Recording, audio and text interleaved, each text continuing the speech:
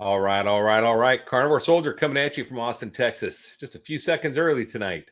You made it another week. In fact, you made it through probably the hardest week of the year for a lot of people. You made it through Thanksgiving. And I know it was tough. A lot of you, stuck to your guns and came out great. A lot of you slipped up. It doesn't matter. Just get back on that horse and ride like you never fell off. Make it a learning lesson and correct course, as we say in the Army, adjust fire and drive on. So, all right, let's bring in our guest. A lot of you guys know Brian Nowicki from Wikivore. And how's it going, Brian? Hey, I'm doing good. How are you doing? Good. He's another carnivore YouTube content creator. You guys definitely need to check out his channel, like and subscribe, puts a lot of good stuff out. And the guy makes his own kielbasa. How cool is that, man? Polish kielbasa from scratch that he knows there's no junk in. I'm going to have to hit him up for some of that at some point for sure, because it sounds pretty awesome. All right, Brian. So, yeah, welcome to the channel. Good to see you again.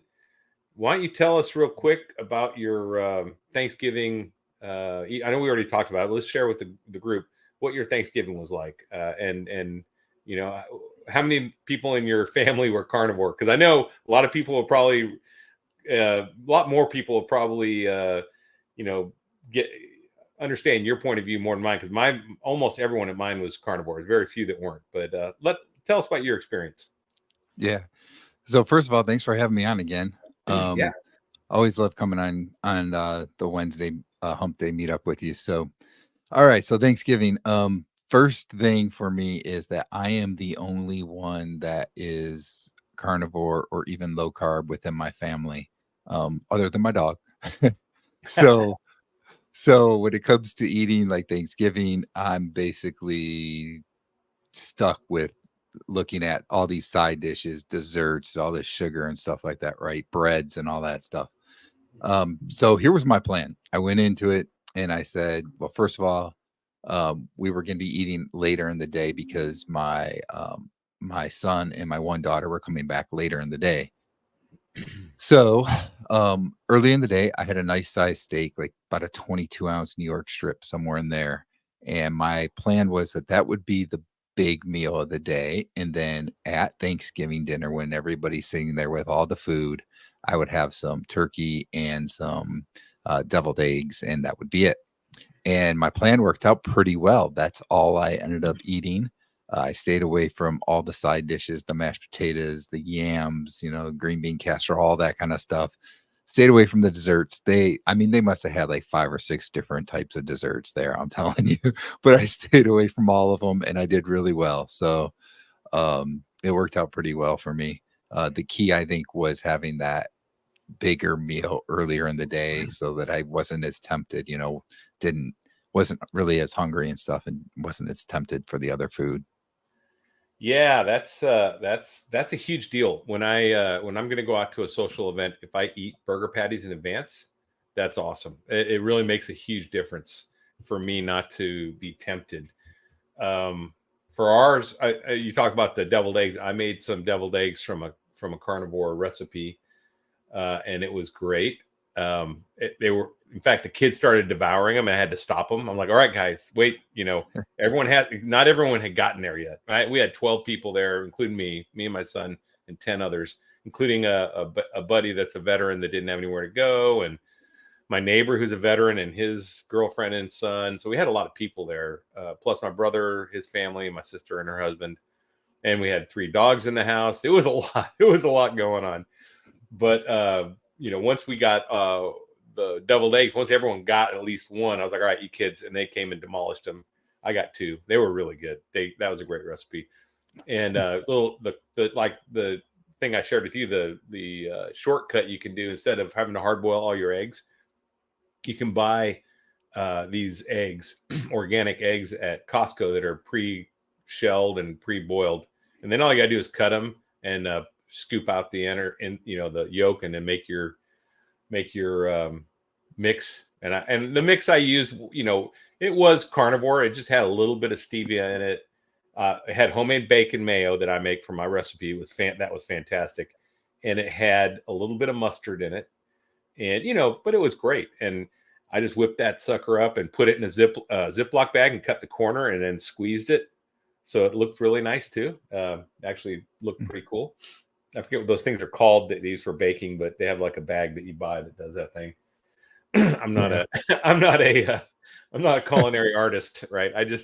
But I knew that I'd see someone do it with a Ziploc. I'm like, okay, I can do a Ziploc. That's too easy. So anyway, those, and then I topped with a couple bacon bits, and I get the Costco bacon bits too, because I find that I can make my own, but the ones from Costco are just like the perfect texture, the perfect cooked amount where they're not too crispy, they're not too chewy, they're just right. And I'm all about being convenient, being a single guy. I mean, now since you're the only carnivore in your family, you must do all your own cooking, obviously, right? Yeah. Yeah, I have gotten those bacon bits from Costco before, though. They are pretty good. But yeah, I typically do all of my own cooking, and the rest of the family does their cooking, and I do my own cooking.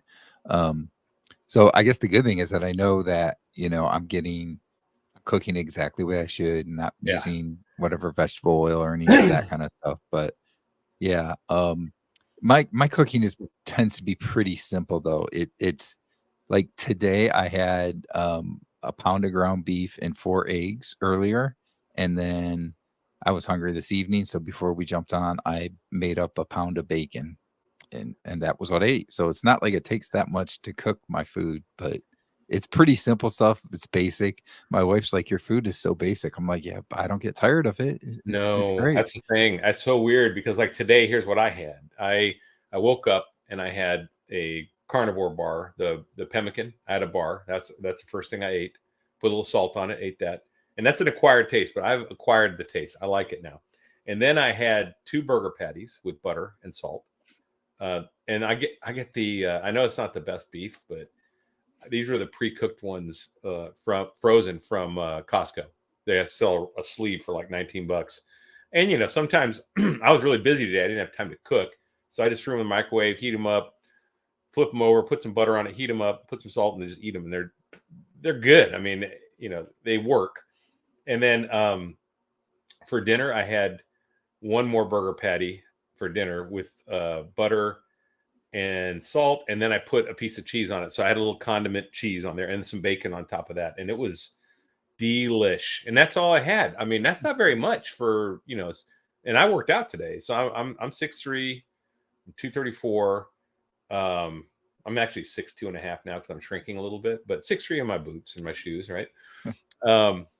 And today I lifted, and I only lift for like 10 minutes. I did rubber band exercises, and then I sprinted. And I still not really super hungry. I don't know. I don't eat as much. And when I do, it is strictly like a biological function. And here's something, anyone that's been in the military, I can't say all military because in the Navy's not this way, but in the Army, you when you're out in the field and you're eating MREs, it's not a pleasure thing. You're eating because you're starving, and that's the only food you have. Right. Now on the Navy, they actually have real meals, and when I was on a submarine, it was a little different because they'd actually make meals and you have kind of choices of what you want, some things or others, depending on what was available. But in the Army, it was really a biological function. It's like, all right, I have to drink, I have to eat because I haven't yet. And there's nothing else but this MRE, which is terrible. But what we used to say in the Army is it'll make a turd. And that's true, right? So in fact, I remember one time our first sergeant, we asked him like, hey, what's the mission? He's like, the mission is to turn all these MREs into turds, and then we can leave. And there's like a whole pallet of these things, right? So we were going to stay there for a while, is what he's telling us. So anyway, all right. Sugarland. I know Sugarland, Dana. Welcome. I think you must be new. I don't recognize you, but maybe yeah, I know Sugarland because I used to work in oil and gas down there. So I used to work in Freeport, and I'd stay in Sugarland at a Marriott there. There's like a mall, I think. I forget what that's called. Let's see. I thought of your moose. I was watching a dog show. Great Dane is Pennsylvania State dog. Oh, I didn't know that. The Great Dane is a Pennsylvania state dog. I've never, Hmm. well, and here he's, yeah, Sugarland Town Square. That's it. Yeah, there's like a red robin there. I used to go eat at when I was staying at that hotel, and I stayed there because I hated staying in Freeport because there's nothing in Freeport. Freeport, Texas is an oil and gas town. All it is just petrochemical plants. So anyway, I digress. So, what you got going on this week so far, man? You got any other plans besides this live stream? I have a live stream tomorrow evening with Greg. We're doing the low carb football party thing. We typically do that on Thursdays. So we're doing that again Thursday.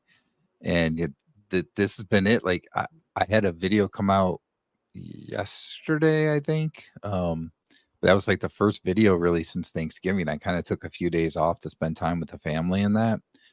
So I had that video come out. We got this live stream, and I got the live stream Thursday. But yeah, just it's been kind of a bit relaxed. You're just spending a little more time with the family and stuff. So I got to get back into making more videos. So Yeah, I took a break too over the Thanksgiving week up till now, and then now I'm scheduling out. So like tonight at 1:30 in the morning. Yes, I'm setting my alarm. I'm gonna be live in Australia with DC and DC Learning to Live, the cancer survivor, and Yep. so I've set my alarm. I'm planning to get up and join his live stream tonight. That David Charles, that should be great.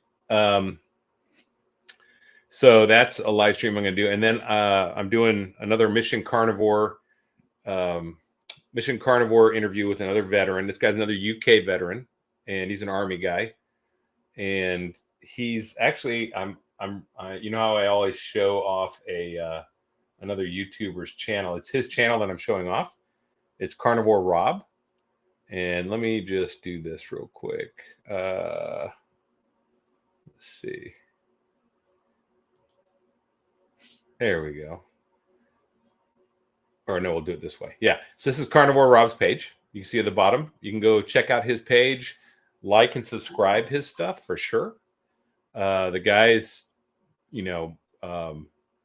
he's an Army guy and got out of shape, and now he's getting right back into shape. You see the pictures of him when he's young, when he got out of shape. Now he's ripping back down, and really cool guy. Looking forward to our discussion. It'll be later next week, I think. So, but in the meantime, he's only got like 63 subscribers. So let's see if we can bump that up. Let's see if we can get some people on there, go help out Carnivore Rob and get him up. And also, while we're at it, you can go to Brian at Wikivore, and he just got he's well over 1,000 subscribers now, but he needs to get his hours up so his channel can get monetized, which would be great. That's a big success when you get more hours up, your videos get more traction and such. So it's it'll get more of a footprint, and that's what we need. We need more and more content providers sharing their stories, because just like my story is a military point of view, and Brian's is someone else, had I forget what your heart condition was. AFib. And I've never had AFib, so I can't really talk about it. But this guy corrected it through diet, and that's a huge angle that I don't have. That I can't really. Someone on my channel says, "Hey, I got AFib." I'd say, "Well, go check out Brian, because he's already dealt with." That's exactly what I would do, right? And that's a big deal. Speaking about new channels, there's one other. There's Carnivore Cheer, who was actually. I do have a membership program with people that support my channel, and they support my Mission Carnivore to outreach to veterans with PTSD and suicide and all the things that I care about, and how this diet can really make a difference. Lori at Carnivore Cheer was the first person to become a member of my channel, and will always hold a special place in my heart because of that. But she actually started her own channel now too, and she has her first video up. It came out 3 days ago, so I'm going to actually do a double share, which I've never done before. You're seeing it live here the first time ever, a double share. But anyway, so check out Lori's page at Carnivore Cheer. And I'm going to put these in the description afterwards, so you don't have to stop and write it down now. But she has a great video. It's her first one. She's got 57 subscribers and 100 views on the video already. So let's see if we can push her up too. These are, it's not easy making a YouTube channel. It's really difficult. There's a lot of barriers, including technical barriers and time barriers and family barriers. There's a lot of stuff, shyness barriers. There's lots of stuff to deal with. Let me ask you, Brian, you said you had a YouTube channel before though, right? Before Carnivore? Yeah. I had a sports channel, and I did some podcasting with that, some like podcast interviews, that kind of stuff with the sports related channel. So I did have a little bit with that. So you have a podcast voice. That's pretty good. That's nice. So how long did you do podcasting and YouTube before you started the Carnivore? Ooh, it wasn't that long. Like maybe, well, I was already on Carnivore, but I hadn't started the Carnivore channel yet, right? So like maybe 4 or 5 months or so before doing the Carnivore channel. I just felt like I was best to talk about my experiences and go into the carnivore realm. So I just created a completely different channel, and I use that channel now instead of the other one. So I haven't really updated the sports one at all recently. So yeah, but I was already carnivore for, I don't know, maybe, yeah. Was it about 6 months? Yeah, I guess it was about 6 months when I started the sports channel. Cool. Let's see. And then, so your other channel's not being used anymore. It's just not really. I mean, I checked it the other day and I actually picked up a subscriber, which I thought was funny because there hasn't been a new video in like 4 months on that channel. I was surprised that when I took the break, I still picked up subscribers during this break. And I did launch a really good video that took off right before, is my last video right before Thanksgiving. It was a week before. I don't know if you saw it. It was Carnivore on $40 a week. I think I missed it. Yeah, it's so basically I had made a post on that before that, hey, you can do this carnivore diet. And it was just a fixed post on the community with a spreadsheet showing that, $40 a week, you could actually at Walmart, you could do a BBB&E diet, proper BBB&E diet. And yep, I've seen that post. Yeah. So then I did the video, and I had shot this video a long time ago. I'd never edited it or put it together, but I went and I decided, okay, I'm gonna edit it before Thanksgiving and get this thing out. And man, did that hit a nerve. People are just like, it's my highest performing video ever. Like 26,000 views in literally 2 weeks or something. Is crazy.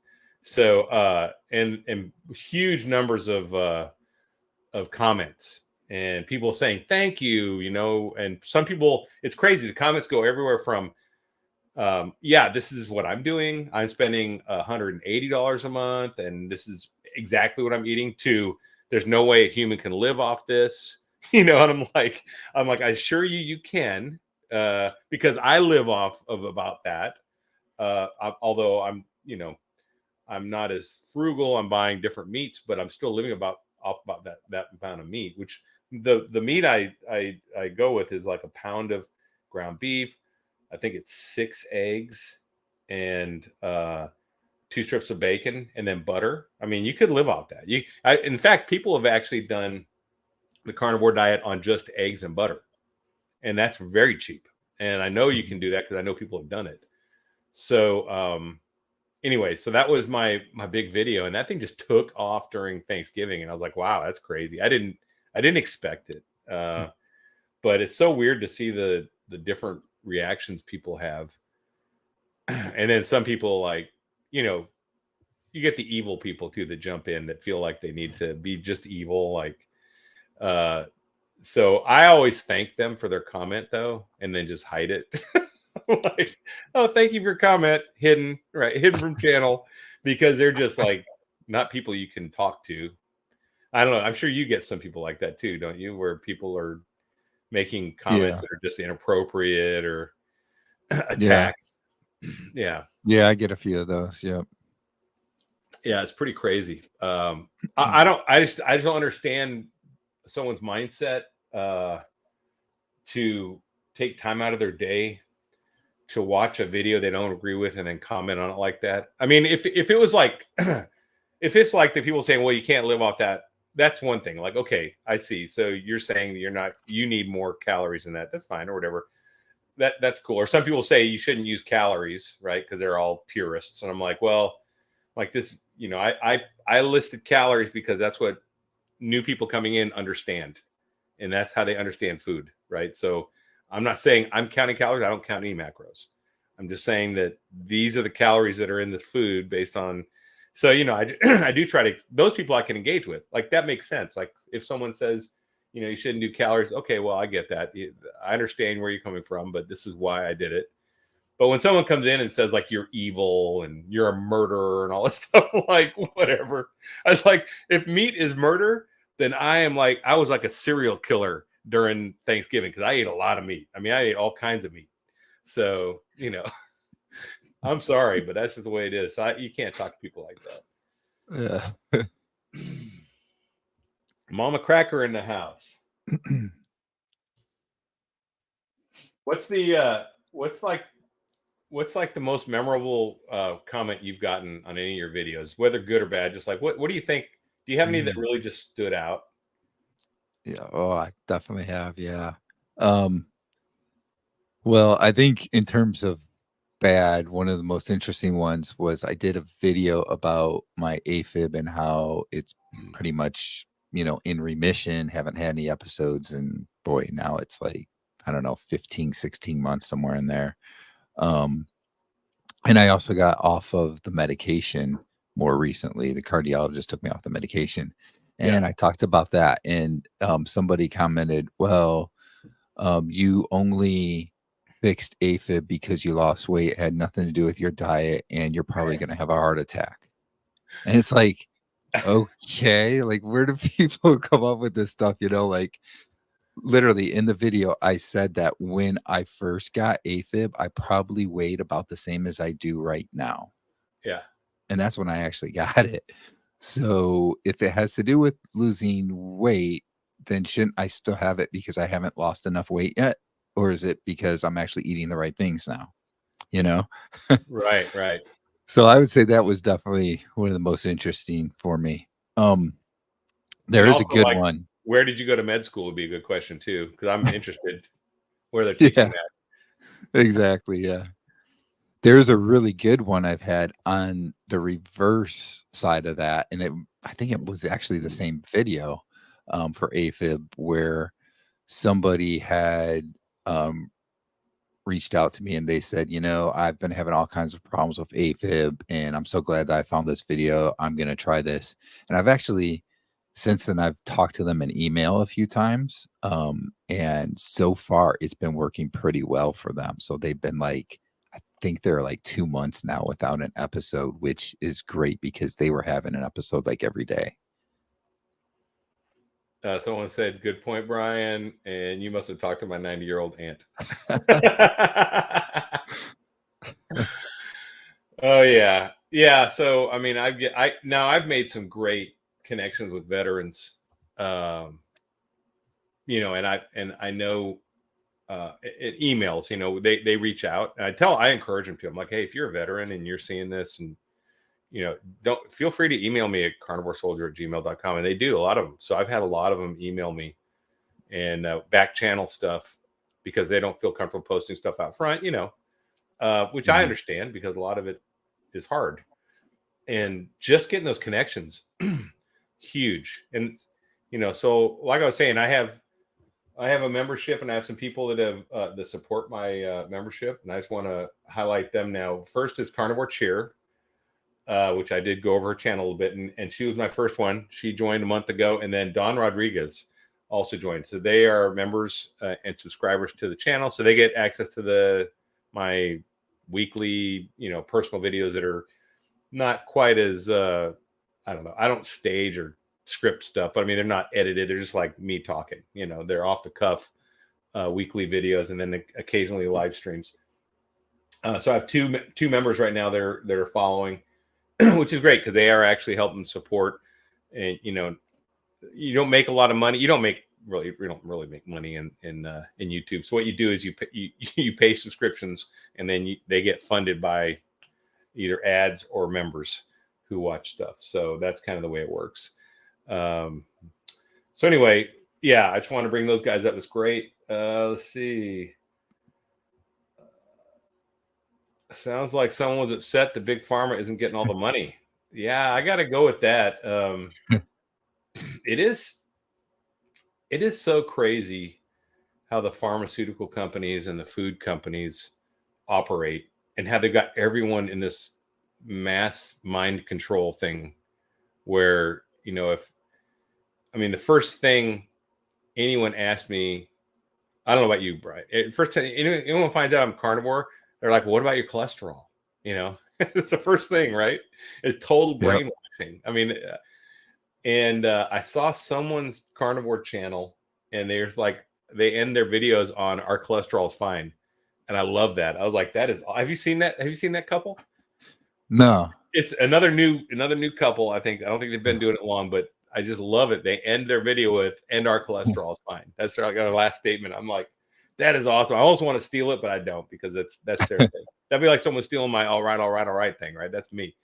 So, yeah, I do love that. And I will highlight them at some point for sure, because I like their stuff. What do you use for your community? You have email, but do you have like a Facebook page too? Yeah, I have a Facebook page. It's called Wick Goes Carnivore. I also have Instagram, Twitter. That's just Instagram's at my name, Brian Nowicki. Twitter's at Coach Big Bri, BRI. So I have all those. But yeah, Facebook probably is the next biggest thing after YouTube in terms of interacting with people, more so than Instagram or Twitter. So that's, like I said, it's Wick Goes Carnivore if you want to look that up. And I post a lot of things on there as well. So do you actually have a group, or is it just a page? It's just a page. Yeah. I belong to a couple of other people's groups, like Carnivore Backwoods. He has a group. Intentional Carnivore Sean White, he has a group. So I'm in their groups. Yeah, I'm in Sean White's. Cassie and Larry, Carnivore Quest, they have a group that I'm in. So, I'm in a few different groups. So I was like, I don't know that I need to do a group too, right? Yeah. Yeah. So I think Carnivore Quest is the recipe for the deviled eggs I made. I think it was Cassie, because she had did you see her video come out? They had like the recipes for Thanksgiving, had a gravy, had deviled eggs. She had like 4 or 5 recipes in this one, a flop cake or something. She did like this recipe thing. It looked really good. So my Thanksgiving, I actually ate. So I did ribeyes for all the adults. We had 12 people over. I was one of 11 plus me, 10 plus me and my son, basically. There's 3 kids, and all the rest were adults. I made ribeyes for everyone, and I smoked them and reverse seared them. They were fantastic. I'd never done that many, and I was kind of worried I was gonna, but I just left them in the smoker and pulled them out 2 at a time and seared them and served them. And my brother had smoked a turkey, which was fantastic. It was phenomenal. Perfect moisture, perfect smokiness. So it's truly a Texas style Thanksgiving. And everyone there was carnivore except for my neighbor's girlfriend. She wasn't, and his son wasn't. And then my brother's wife and daughter weren't, and son. So they weren't. So my son was carnivore. So everyone else was carnivore. And it was fantastic. We had a lot of carnivore food. But so anyway, and I invited another veteran who didn't have anywhere to go. So like, hey, come on over, Kelly, we'll hang out. And he made some drinks. So anyway, so I did kind of cheat. And I'm going to talk about my cheat here for Thanksgiving. It wasn't terrible. I ate too much Dr. Kiltz's ice cream. My sister made a Oh yeah, the eggnog. I made that eggnog. It was fantastic. So the eggnog, that's another thing I made. I made an eggnog with heavy whipping cream, egg yolks, a little bit of vanilla, and I added a little bit of stevia to it, liquid stevia, and it was fantastic. Drank that with some rum. It was really good. So I did drink some alcohol, and I actually had an old fashioned traditional with sugar in it. Like my buddy came over and he made some really good old fashions that had like the cherries muddled in it and everything. Really bad for you. That night my stomach hurt. It did, and it took a couple days to get back to normal. But that eggnog was fantastic. It was super easy to make. It just tasted much lighter than regular eggnog, and it was just. I mean, I remember when being a kid, I'd buy the eggnog that was super thick, and I'd cut it with milk. But I loved it. I still loved it, and this was really good. So then the other thing I put in there was a little bit of nutmeg, which is the eggnog flavor you get. So a little bit of nutmeg, and then I made eggnog ice cream, and that was good. So yeah, that was my. Did you have any carnivore desserts at all, or you just didn't do any desserts? Yeah, no, we didn't have any carnivore desserts, so it was just like your standard like cheesecakes, pumpkin pie, stuff like that. So I stayed away from those. I mean, I will say that the next day I did have a very small piece of the cheesecake. So I didn't have any on Thanksgiving, but I did have a very small piece the next day. Um, How and was it? I was like, yeah, it's not as good as I remember it being, but Right, right. you know, It never is. so yeah. So, but that was probably my mistake too, because the food was still in there. And the next day I hadn't eaten yet. So I didn't get I wasn't in the same situation I was on Thanksgiving, where I was pretty much ate already and I was pretty full. So it didn't affect me as much. But then the next day I saw it sitting there in the fridge and I was like, all right, I'm just gonna have a small piece. And it was a small piece, but yeah. Overall, I think that's pretty good though. That my Thanksgiving for me was, a million times better than last year. Last year I was Oh yeah. probably 3 months into carnivore, And you and just went off the um rails. yeah, I went off the rails, and I felt so sick that evening too, because I wasn't used to eating like that for like 3 months, right? 3, 4 months, whatever it was. So I'm glad this year was much better for me. I did pretty well. Yeah, planning ahead, man, that makes a huge difference. Uh, Yeah. and my sister did bring that cheesecake, and it was a ketovore cheesecake, so no sugar in it or anything, but still had a lot of dairy, and it had like the crust was almond flour or something, I think, or maybe pecan. I don't know. She had it was some kind of crust. It tastes good, but I knew it was gonna hurt my stomach, and it did. My stomach did pay the price, but I had to try it. I'm like, well, I got to try that, and then she made this pumpkin spice soup with Hmm. and she used keto chow. Have you ever used keto chow?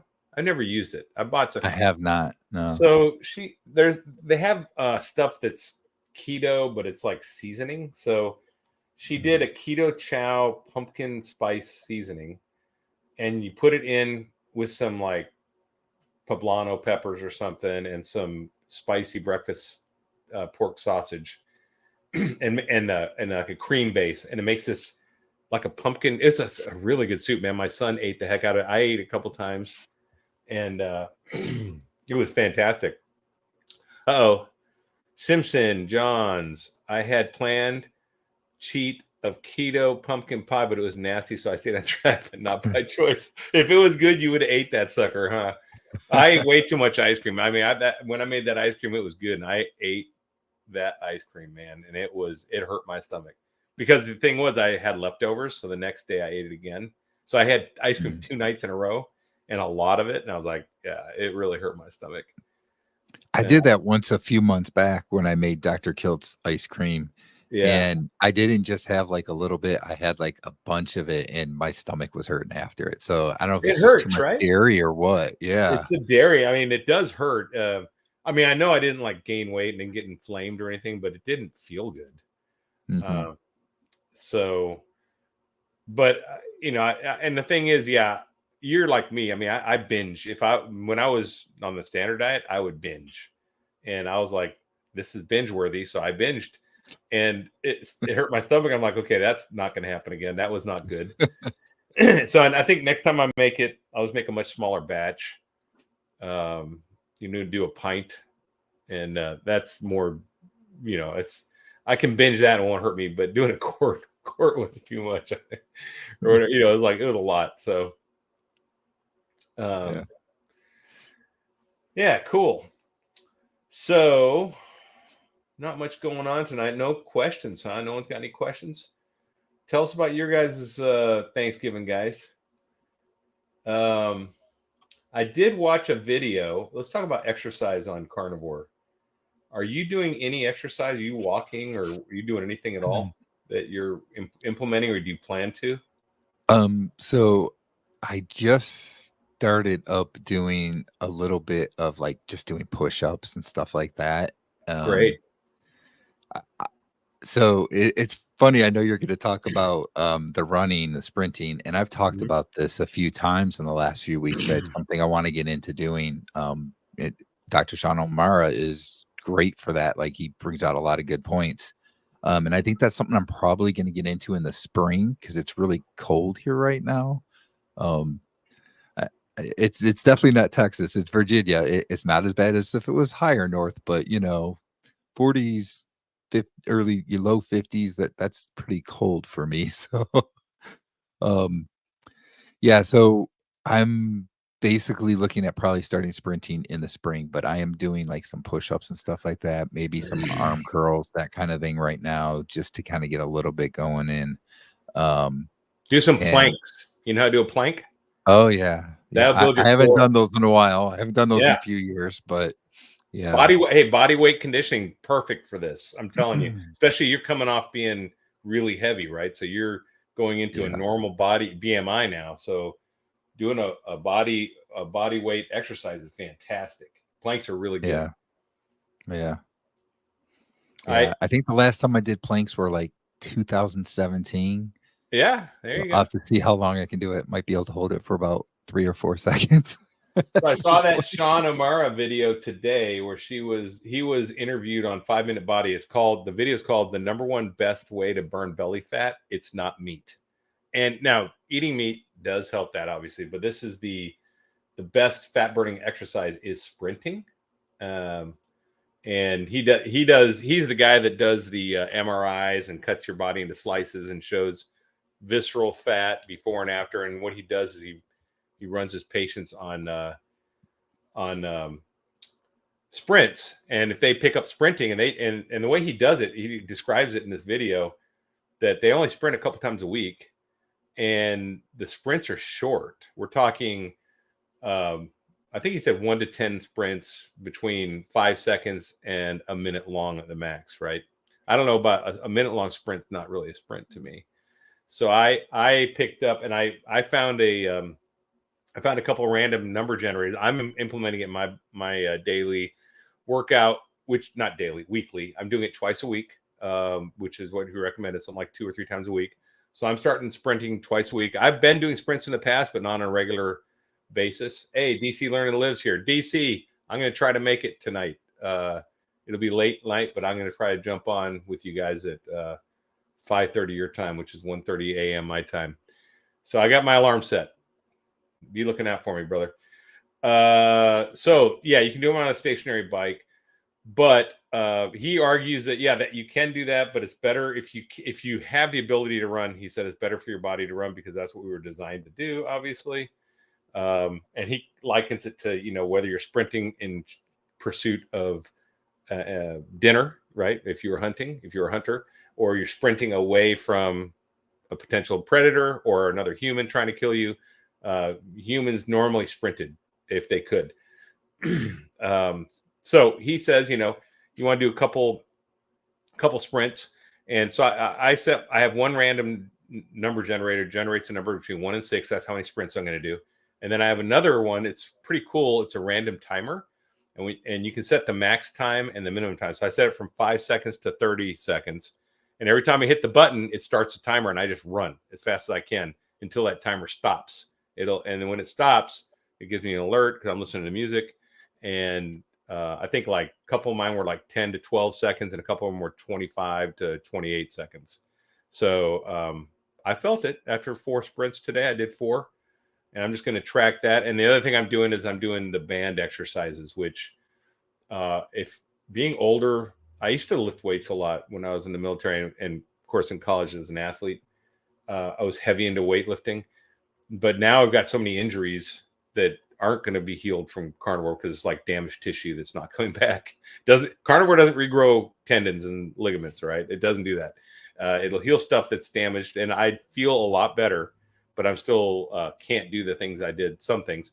So I've learned that lifting with bands, the rubber bands, basically doesn't overload your joints. And for a guy my age, that is a huge deal. So when I'm here, I have no load. When I'm up here, I'm at max load, right? On a band, or doing squats or doing overhead press, any of that stuff. And it makes a giant difference on my joints. I get full muscle build, and I don't get stress on the joints, which can't get that on weights. Free weights don't do that. So if you ever look at doing any weights besides your body weight, I do recommend checking out a band system. And I have the X3 system, which is an expensive system. They have one that's about half price on Amazon that actually works pretty well. And anyone wants to check it out, there's links on my webpage for both. Yeah, so the X3 thing's probably about $250. I'm sorry, the X3 is about $500, and the one on Amazon is like $250. But compared to a gym membership, and the other thing is with band workout, what I do is I do 1 set to failure on each exercise. So I'm doing 4 to 5 exercises, 1 set to failure. It takes me about 15 minutes to do a full workout. So literally, I'm lifting maybe 40 to 60 minutes a week, and then running twice. And I feel great, and I look great. I mean, my body's really responding to that. So anyway, that's really good. But until then, yeah, just starting out with body weight exercises. In the Army, we're big in that, obviously. Doing push-ups. We would say we'd be in formation, and they'd say like half right face, and everyone do a half right face, and then they say front leaning rest position, move, and everyone go down to a push-up, and you're sitting there. That's the front leaning rest position where you're up like this. and then they'd say down, up, down. They start doing the cadence, and you have to everyone pushing up in formation. That is an experience for sure. But we're big believers in all that body weight stuff in the military. It works. So yeah, it's good to hear. Keep us posted on that, man. And here's another thing: keep track. Get a spreadsheet and keep track of your exercises. Like journal it, kind of, or whatever. You don't have to keep track of exact numbers or anything. Just like keep track of because I don't know about you, but my experience. I wish I would have journaled more in the beginning of my experience. I do keep track of stuff now a lot more through this YouTube channel, and also through spreadsheets where I just keep track of stuff. And I think it really helps because you can look back and see, see what's happened, and see how much you've changed. Do you ever do that? Do you ever look back and did you journal at all, or? I mean, I haven't done any kind of like a journal thing with exercising, but I would say probably the first, I don't know, 6 months or so of eating this way, I did like journal whatever I ate for that day. So that is something I did. With the push-ups and stuff, I do want to see like what is my max, how many push-ups I can do in one given time and so forth, and see how much that progresses. So that's something I want to do with that. Yeah. And I probably will do planks because I used to do those. So I'll probably do those and see how long I can go and see how that improvement goes over time as well. So have you ever heard of a Tabata push-up? Tabata. So no, I've heard of Tabata as in Tabata as in like it's kind of like a HIIT type of thing, high intensity interval, right? That's what it is. Yeah, you can do push-ups with Tabata. You can do Tabata on Okay. Okay, so yeah, you're doing like what? 10 push-ups and then rest for a few seconds and then 10 more or something like Yeah, that. it's a timer. There's apps on the phone where you do Yeah. 20 seconds of working out, 10 seconds rest, 20 seconds working out, 10 seconds rest. You do like 8 rounds.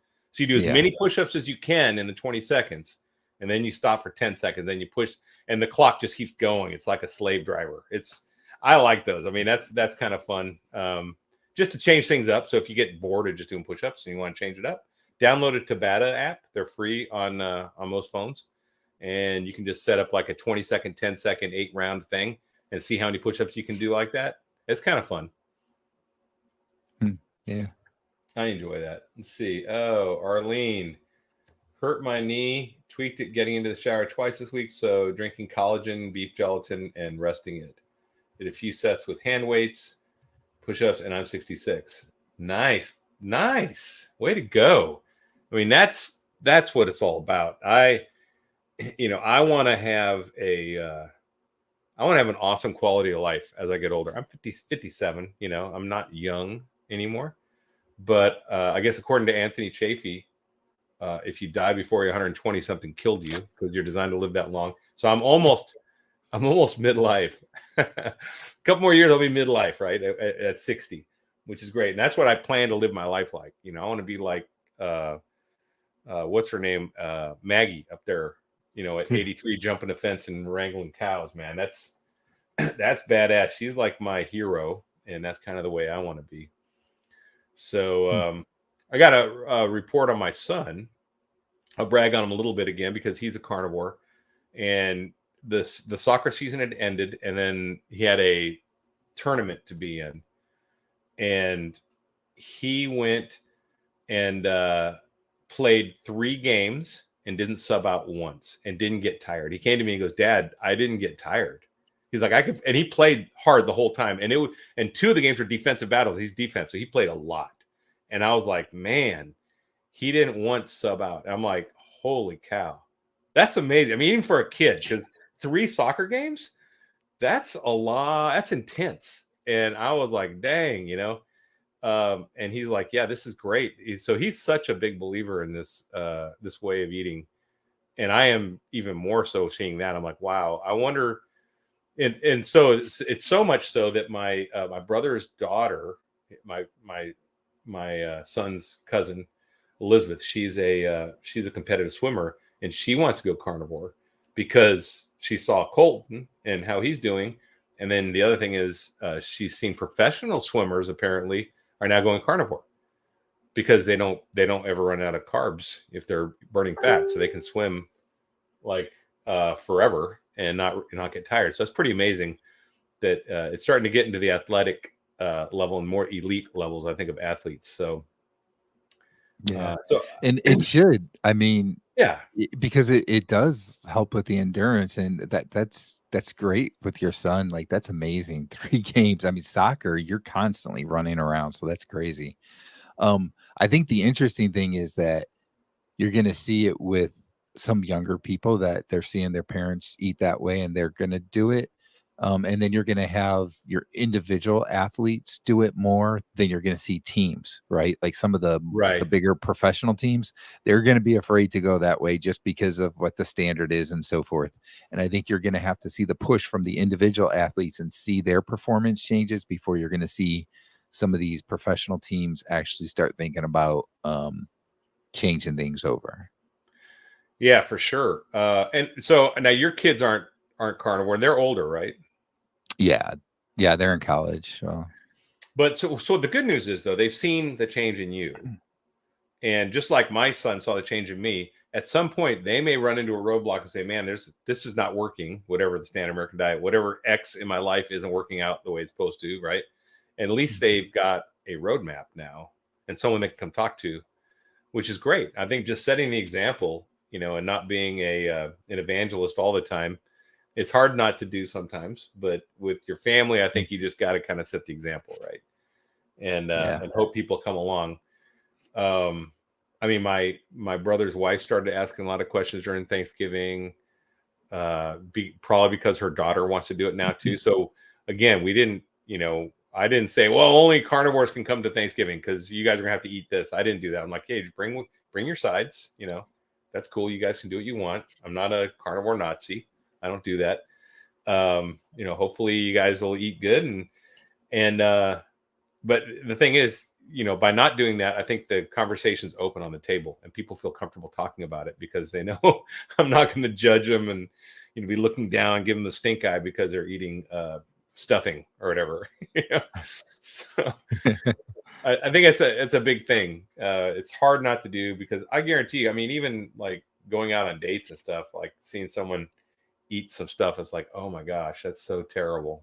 Like, okay, I'm going to put this out here. So I went out on a date for coffee, just not a real date, just meet up for coffee, right? Because I'm single and that's what you do.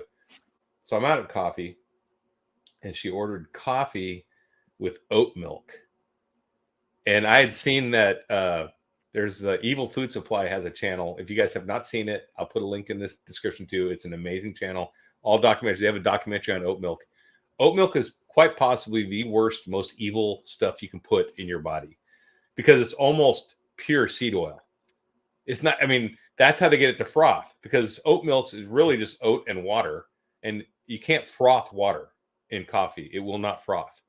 You need something as a thickening agent that will froth. So they put tons of seed oil in there, and that's all it is. So you're basically just adding pure seed oil to your coffee. And I'm just going, oh my gosh. I'm like, so I actually asked her, I was like, are you allergic to milk or, dairy?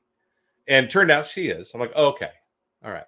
But I didn't want to say, oh, you should check this documentary out because that's actually poison you're putting in your body. And she's quite healthy and everything. I mean, I just, at least she looked like she was. I don't know. But it's just one of those things, right? That it's so hard. It's just like going to the grocery store and looking at everyone's baskets, right? Do you find yourself doing that? I find myself doing that a lot. Yeah, I do. I'm not judging. I'm just like, holy cow. It's so weird because I was right there with them not long ago. 100%. Yep. Thinking I was eating healthy too. I think I was, first date conversation. Yeah. Yeah. Yeah. But it's the truth, right? Right, DC? I mean, come on. It's like oat milk is probably, it's worse than almond milk, I think. It's not environmentally friendly. It's like they show the factories that make them. It's like there's nothing good about oat milk other than it makes huge profit. That is the best part about it for them. It's a huge profit margin compared to real milk. And that's why they push it so much. Yeah, I find myself looking at people's food choices now, and it's so, I don't know, man. It's hard to do. And it's like it's invariably too when you look at their basket and then look at their body and you can say, oh, metabolic syndrome. I mean, metabolic syndrome. That's why I look around. I was like, oh my gosh. And look what's in their basket, right? Yeah. Yeah. The evils of oat milk. No, oat milk's not just bad for you, it's evil. And if you watch the documentary, Evil Food Supply, that documentary is fantastic. They have great documentaries on dog food, on pet food, not just dog food, on oat milk, on chicken, like all these great documentaries that are free on YouTube. So again, I will have that link in my in the description on this video below, so you guys can come back and look at it. Let's see. I was trying to get started on walking more. And it started a little more partway down squats, hurt myself, trying to exercise past 6 years, lose my last 50 pounds on carnivore heels. Yeah, walking is a fantastic exercise if you can do it, for sure. And there's other body weight exercises you can do as well, but walking has got to be one of the best, I think. I walked a ton during October during that challenge. I know you did too. I know your thing was broken, so you couldn't really compete with us. You couldn't keep up because your phone was. It looks like I did horrible. No, I know you did better. Yeah. So let's see. If you tell her, she'll either thank you for saving her health or look at you like you're crazy, or does the most expensive meal never calls. Yeah. Yeah. So I go out for coffee on a first date, so there's no meal. Just because, I mean, listen, you know, it's like, okay, so here's the deal.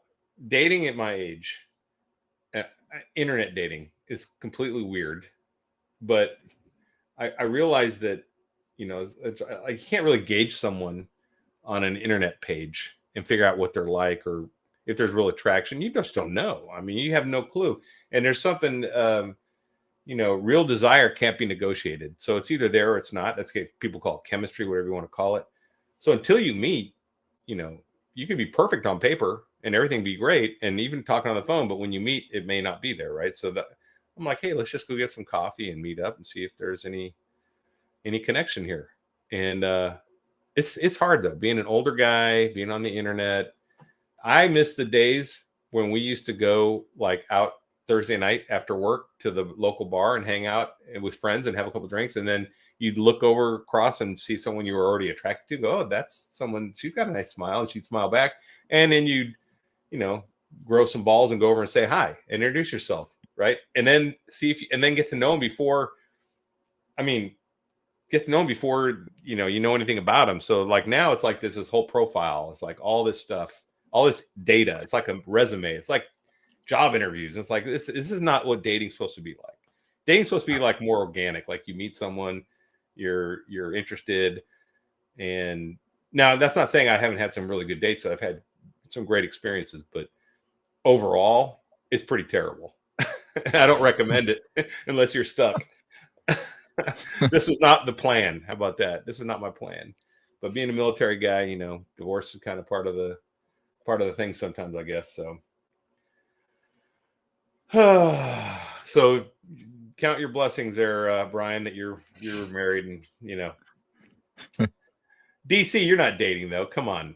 You're married, right? So you don't have to deal with that we do, but it does. But maybe you did before you met your significant other. Crystal, yes, dating is hard. It's not fun. It's a chore. And then here's the thing with me: I get sick of it and I stop. I'm like, all right, I'm out. I'm good being single the rest of my life. I start thinking that, and then I, after like months, I'll just join back like on Match or something, and then start running through the mill of looking at profiles and saying hi to people. Oh, it's just such a chore. Yeah, such a chore. Yeah, DC, you got a good one, man, for sure. Yeah, it is getting worse though. All right.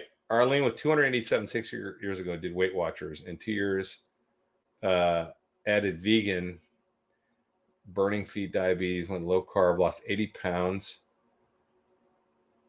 3 months carnivore. Well, so if you're 3 months carnivore, Arlene, you've gotten over the major first hump for sure. I don't know about weight loss, but healing you're going to be doing. And that's the big difference for me, because I was keto too.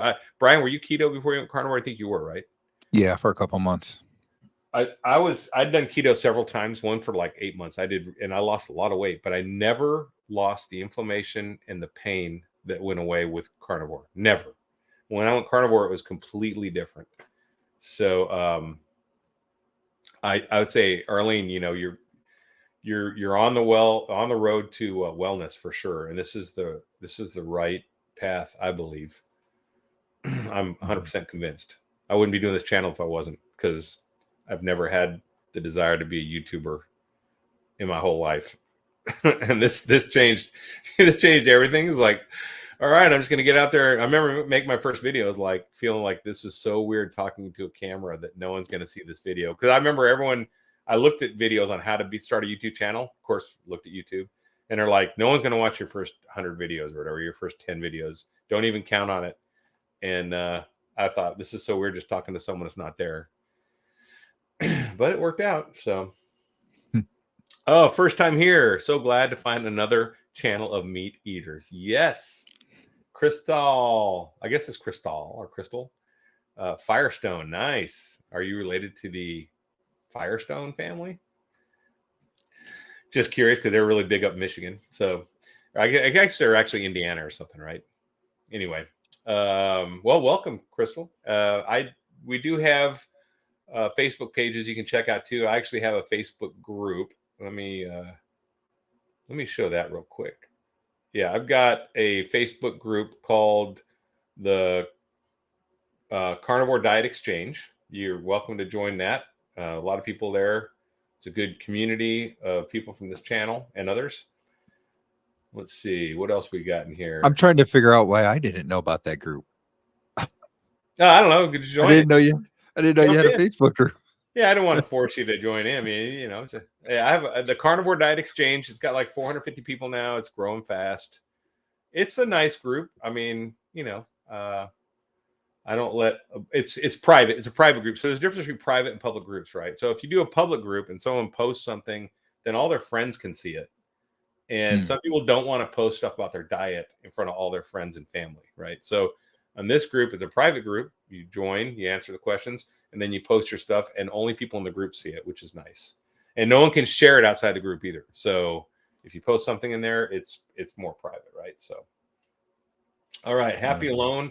I eat what I want when I want with no attitude. Yeah, I get that way, and I'm not quite alone. I have my dog Duke. He is my service dog. He is my constant companion, and I will never forget him because he's on my heels twice a day for food, and he's a carnivore too, and no attitude. So, okay, Arlene lost 8 pounds, but feel much better and don't have crazy cravings for keto cheesecake. Oh my gosh, keto cravings were the worst for me because I would eat Quest bars. Literally, I would get up at like 6 p.m. and I'd be like, I got to go get some Quest bars or something. I didn't have anything sweet in the pantry, and because I wouldn't buy stuff on purpose. I'm like, I don't want to eat those, and I would be craving so bad I'd drive to the gas station and buy expensive Quest bars instead of like the case. Because if I bought a case, I'd start eating those things like 2 or 3 a day. Not good for you, for sure. Yeah, no cravings. I love not having cravings. 179 days now. Fantastic. I think I'm 255. What are you at, Brian? You started before me, so. Yeah, I started in July of 2022. So. Oh, wow. So you're well over a year now. July, August, September, October, November. So yeah, I'm almost 18 months, I guess. 17 months in. Yeah. Oh, Crystal's still waiting on those Firestone checks. Yeah, nice. My husband was a horrible dater, even with 42 years of marriage. I wonder what attracted me. Nice. Had to be something there, right? Had to be something there. I mean, everyone has redeeming qualities. You just got to find and everyone's got crazy, right? Everyone's got their own little level of crazy. You got to find the crazy that works for you, right? That you can deal with. And yeah, so, well, congratulations. I'm glad you found your husband, even though he was a horrible dater. I'm just saying, dating in today's world is not fun. Not a good thing. I don't recommend it. If you're married, fix your marriage. If it has problems, don't get divorced. Whatever, it's not worth it because there's definitely not green grass on the other side of being single. It's not. I mean, there's some things I do like some days being single, but that's just life.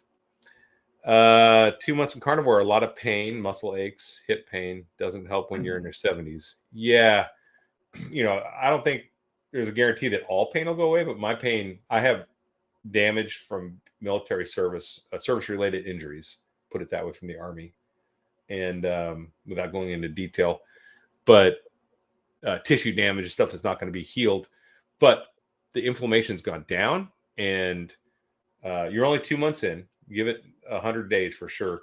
My arthritis dissipated and is pretty much gone now, even in my thumbs and stuff. Like arthritis, I had crazy places.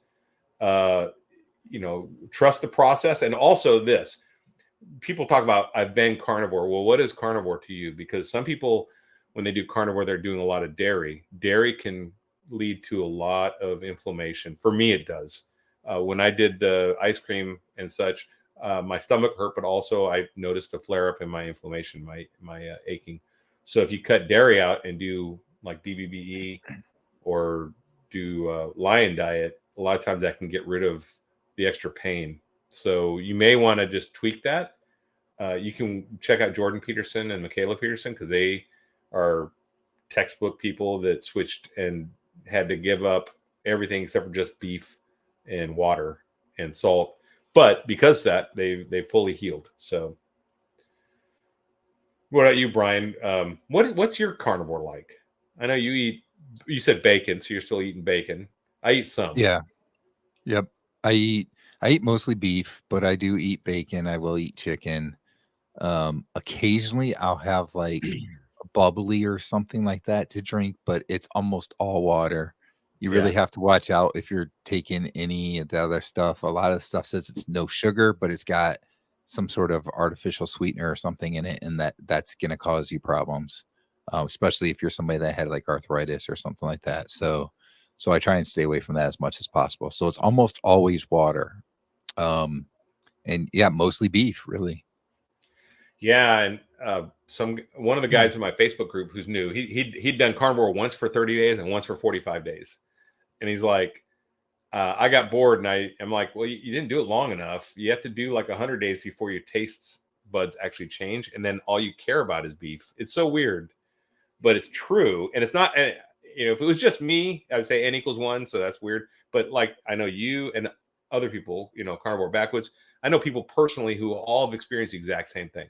That once you get over 100, 120 days, it's really all you want. And for me, the whole, I guess the whole social aspect of dining has changed quite a bit. And it's just more like a biological function again. Yep. Good morning from the UK. Hey, Errol, how's it going, man? Good to see you.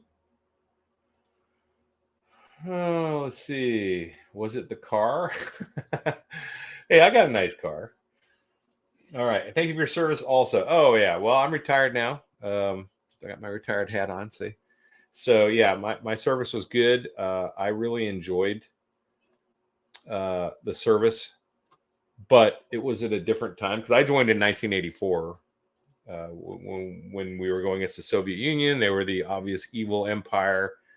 We were the good guys, the city on the hill, wearing the white hats. And it was a different time. And after retiring in 2019, I had a break in service, so I did 21 years, but I retired in 2019 at 53 years old.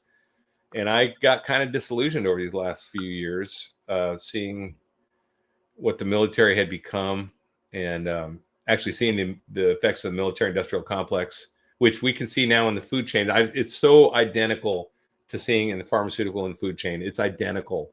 And I got disillusioned in the military, and I'm disillusioned in the FDA and our food chain. And it's not different. It's the same feeling. So if you guys are disillusioned with the pharmaceutical companies because of whatever has happened and you've seen the truth, it's the same feeling I had in the military. So my son, when he was young, I was hoping he'd follow in my footsteps and join the military because I thought it was a great experience. I did meet fantastic people and went on adventures and got to do amazing things, got to do terrible things too, but amazing things. And, but I'm so disillusioned. I was hoping he wouldn't. And now he doesn't. He's like, Dad, I don't want to. Because he sees all these billboards. And I don't know about you guys, but in Texas, there's all these billboards about veteran suicide, preventing veteran suicide. And my son's like, if I join the Army, I'm going to want to kill myself. I'm like, yeah, I can't tell you not, because I mean, I've had more people that I've served with die from suicide than combat in 21 years, which is not abnormal, I don't think. And yeah, I'm like, yeah, you could. I mean, it's not a great thing. So I would just say, the military's changed a lot. It wasn't like that all the time. So yeah, smash the like button, everyone. Let's see. Grateful. Keto, keep giving yourself time to heal. Yes, it takes time to heal. A lot of people, and the scale is again the worst indicator, especially when you're first starting this thing. So make sure that you can. Here's a question: make sure that you journal, because things change. I would say like sleep habits, sleep quality, restfulness, anxiety, depression. These things change, and that's not on a scale, right? Aches and pains, energy levels, motivation levels. These are just things that, for me, and not just me, like I said, not just n=1, but for a lot of people, lots of people I know, Brian here too, this changes. So, journal your experience and and keep track of that, because the weight will come off. You will eventually, but you might have to heal first. And you might have to dial in your diet too, right? You might have to tweak it.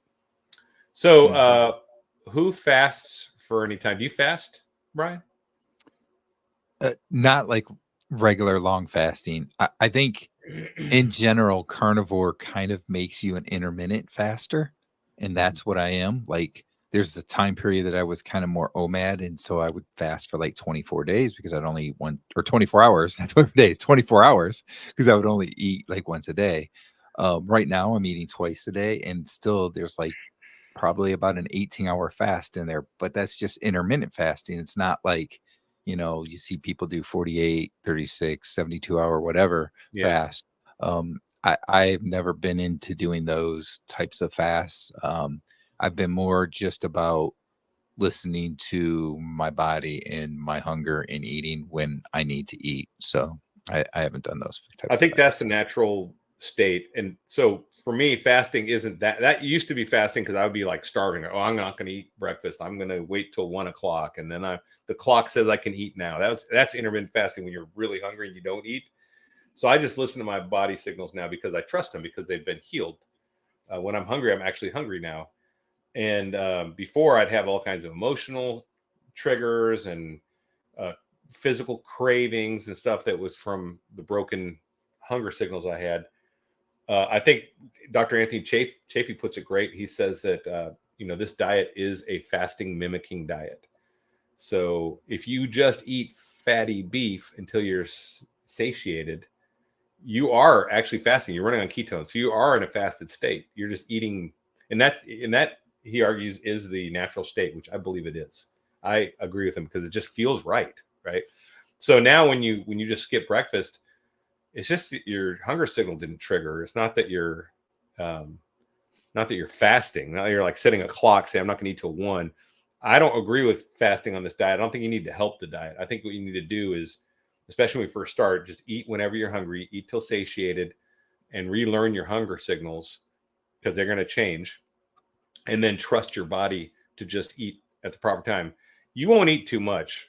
I mean, I don't think you will. I've never seen anyone do it yet, where you're just going to eat till it doesn't taste good anymore, and then stop eating. I mean, it's just like a lion. Lions don't intermittent fast.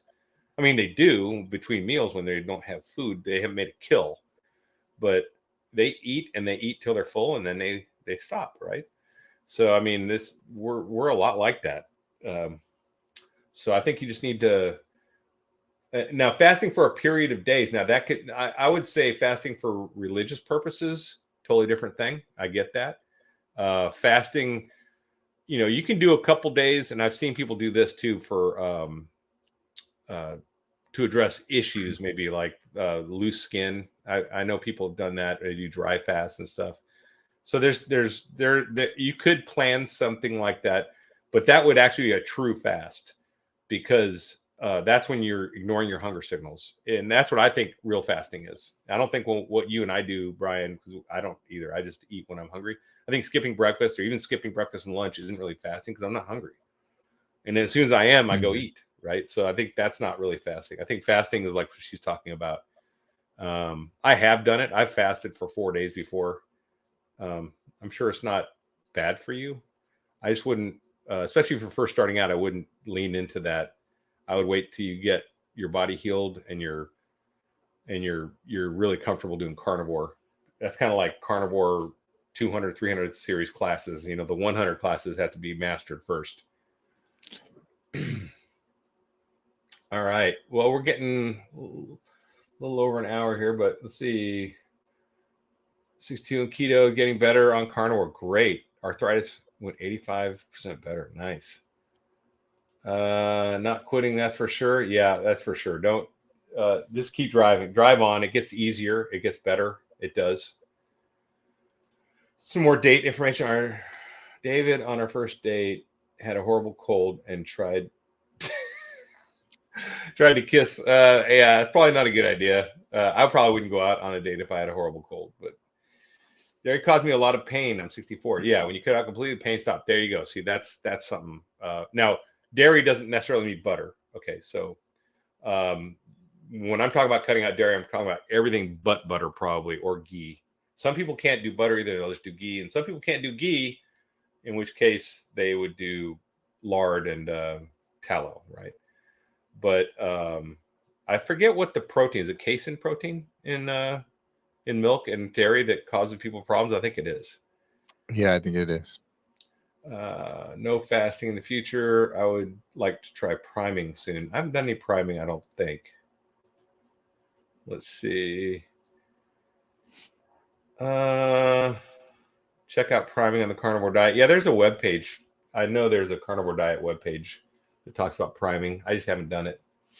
I didn't need to. I mean, maybe I did do it and didn't know what I was doing. That could be too. I just what I did was I just took everything out of my pantry and threw it away and donated it, and then just switched to meat and started eating bacon and steaks and burgers and cheese.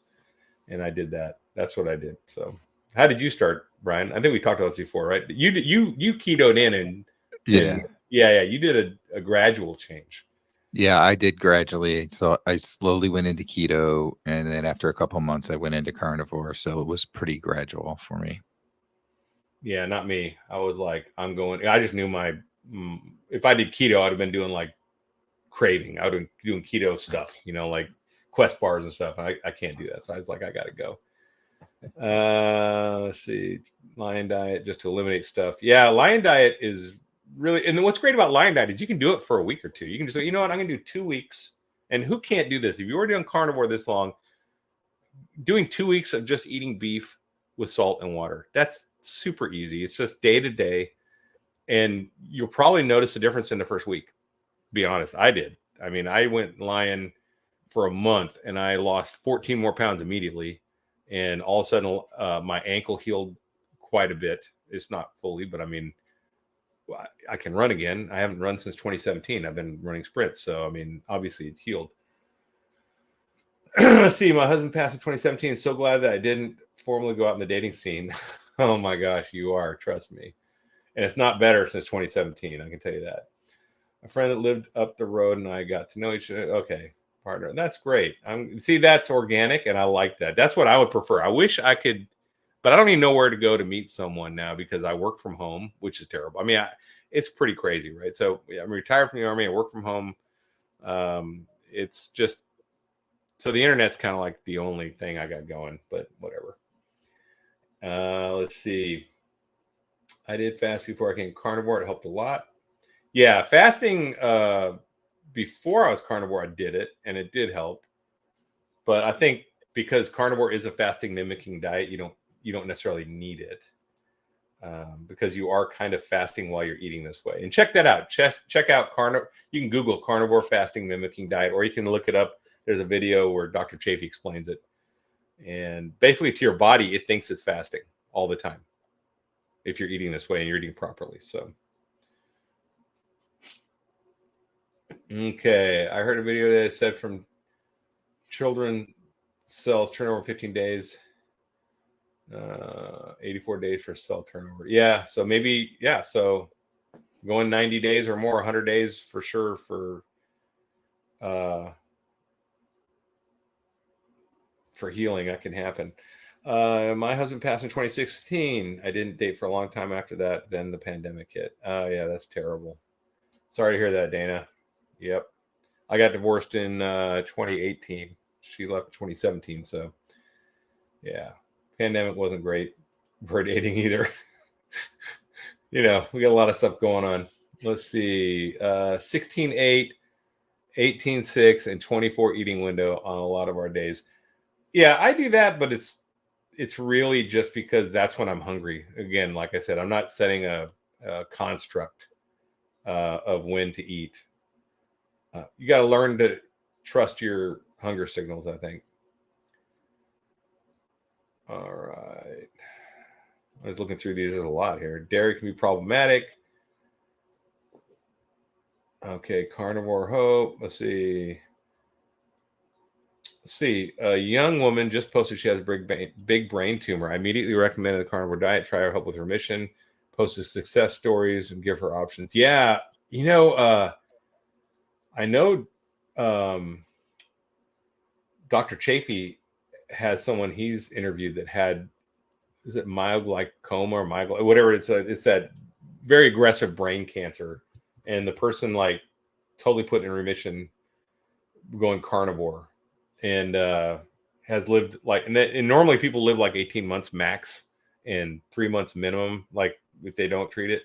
And this person's been alive for over 10 years and living totally normal, and had like a couple debulking surgeries. But it's wonderful, right? That there are treatments that can actually work in cancer. I want to talk to David Charles, DC Learning to Live. I mean, he survived stage 4 cancer twice, and he's in remission, or at least he's not cancer free. He's in remission. So, but he's doing really good. Okay, here's a question: do any of you belong to the local Meetup groups? I was thinking of starting a group, as there doesn't seem to be one where I'm at. Where are you at? I am going to start a Meetup group here in the Austin area. I don't know, Brian, are you in a Meetup group, or have you done any meetups in person? Yeah, no, I'm not in a group. I only know of a few people in the area that I live, like within decent driving distance of a few hours or whatever, that are actually doing it, doing carnivore. So yeah, I know that there's a keto group that meets, but I haven't tried to join them or anything. And they'd probably start talking about some of the keto foods, and I'd be like, well, I just eat meat. That's fine. You're keto. Hey, Yeah.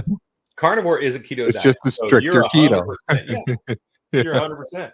Just say I'm allergic to all plants.